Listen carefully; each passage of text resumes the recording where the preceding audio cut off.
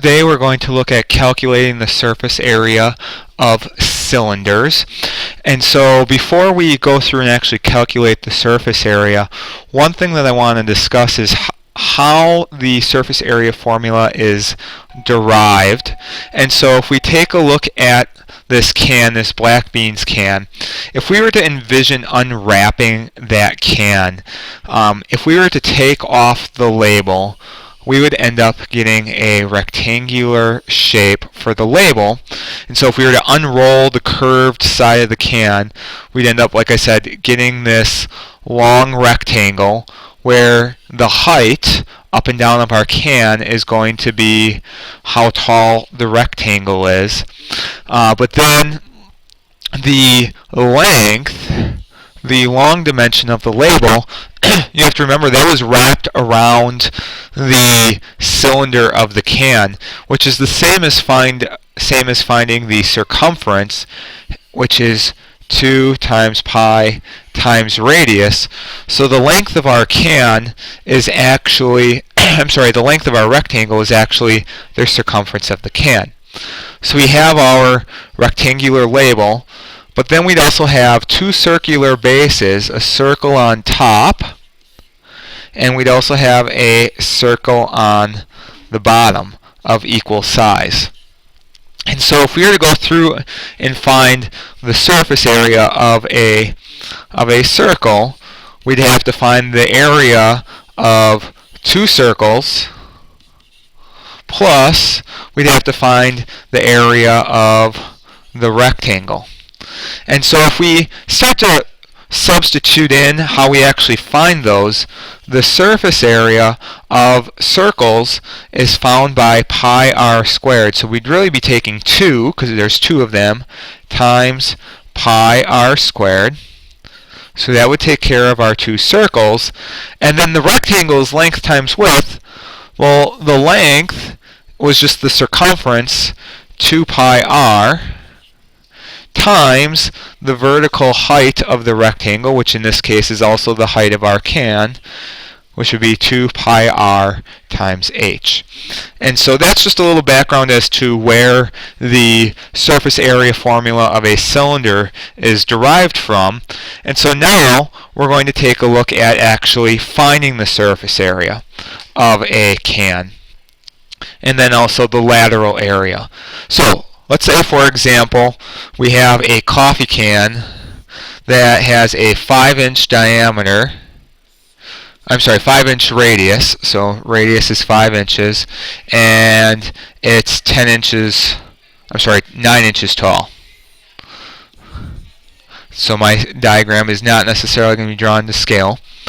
But giving a visual reference, we can use the formula S equals 2 pi r squared. Again, that was the area of the circles, plus 2 pi r h, which would be the area of the curved rectangle. So if you were to flatten that out, that would be the rectangular label per se.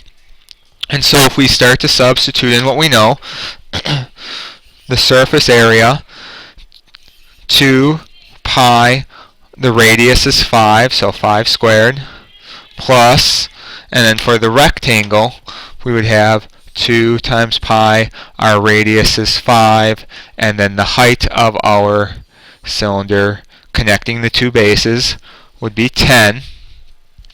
And so if we go through and simplify, 2 pi r squared, so 2 times pi times 5 squared, we end up with a value of 157.1, rounding to the nearest tenth, plus our rectangle would be 282.7, again rounding to the nearest tenth, when you do 2 times pi times 5 times 10.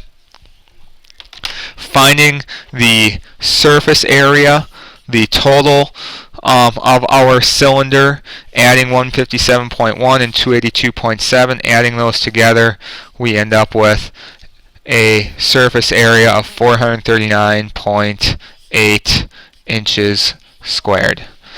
So to give you an idea as to what that would really represent, if this were a coffee can, the can would be made entirely out of 439.8 square inches of tin. So that would be the entire surface area. Now, if we were just concerned about the curved label, per se, let's say, we had coffee, was a paper label, and we wanted to know how much lateral area that would take up. Similar to prisms, the lateral area is just the non-base area, which in this case is our rectangular area. And so we already have that calculation. Our lateral area is 282.7 square inches. And so the nice thing about the way the formula is set up is there's no extra calculations. You can find the base area from the first part and the lateral area from the second part.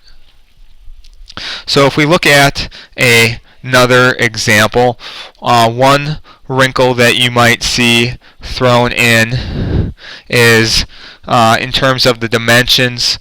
Here we're given D, the diameter is 6 feet, and the height is 4.8.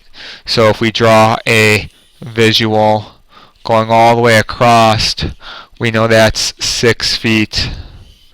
Our height is 4.8 feet. And so as we go through and find the surface area using our formula, we have to account that we're given the diameter, not the radius, and so really our radius is only 3 feet. And so if we were to substitute in the surface area, 2 pi, again our radius is 3, so 3 squared, plus 2 pi, our radius is 3, and the height between the two circle bases, 4.8. And so if we go through and simplify, 2 times pi times 3 squared, the area of our two circles is 56.5. The area of our rectangular curvature cylinder, 2 times pi times 3 times 4.8 turns out to be 90.5. So adding those two together, the bases plus the lateral area, the rectangular surface, that turns out to be a total of 147 square feet. So again, our surface area, 147 square feet. The lateral area, the second component, the rectangle, has an area of 90.5 square feet.